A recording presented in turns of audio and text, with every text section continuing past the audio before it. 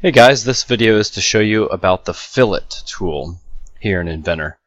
So a fillet looks like the word fillet, but it's pronounced fillet.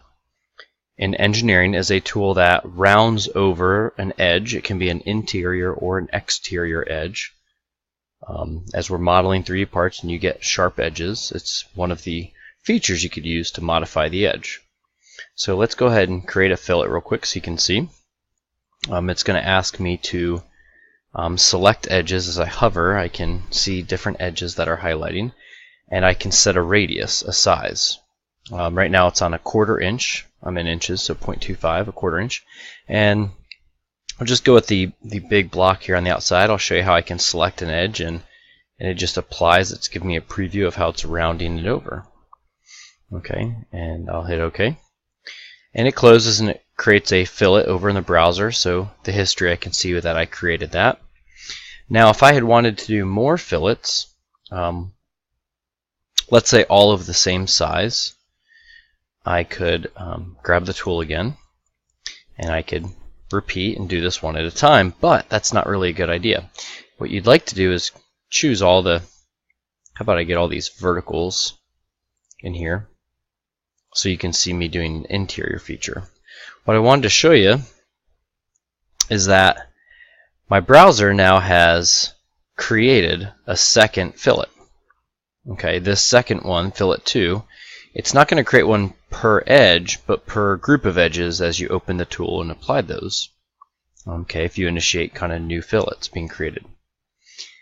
If you know that some fillets, a group of edges, you want to keep them all consistent in size, instead of having them show up in the browser as a bunch of different individual fillets, you can get them to group together, just like I got those 4 to group together.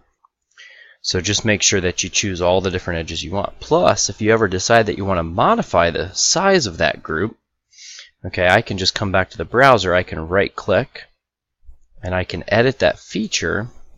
And I can get back to that menu here where I can update the size. Let's say that 1/4 inch is a little smaller than I wanted, and I want to try 3/8, so I go 0.375. All 4 of them just updated, not just one. Okay.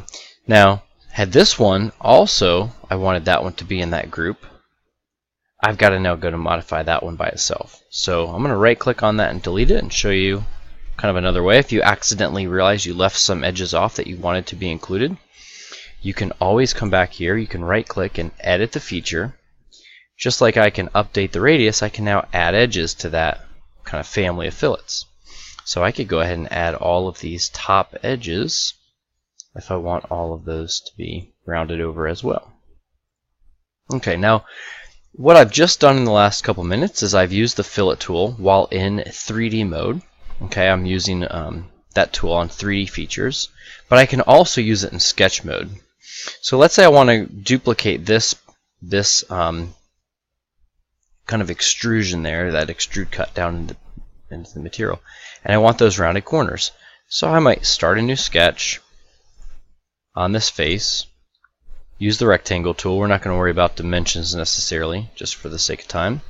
And I'm going to make another one of these rectangles. Okay, I could finish sketch, do my extrude cut, and then come back and fill those edges. Or I can use the fillet tool right here while in sketch mode. I think we settled on a size of 3/8, so 0.375. I can update that right now. And now I can click on these corners, and it will take that sharp corner in the sketch and round it over.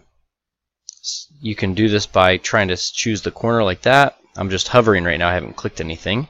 Or I can choose a side and then a second side where they intersect, like that. And depending on where your sketch is and what other geometry might be around, sometimes that's the easier way to do it. So I'm done with that. I can just close that tool, hit Finish Sketch, and then Extrude. And I think I made that depth 1.5, so I'm going to go 1.5, and I'm going to change in my extrude menu to cut right here instead of join, and I'm going to reverse the direction to go down. There you go. And so I've generally duplicated the same thing once by using a fillet to round those corners. Okay, so there's a couple things. Play around with the fillet tool, see what things you can soften edges, etc.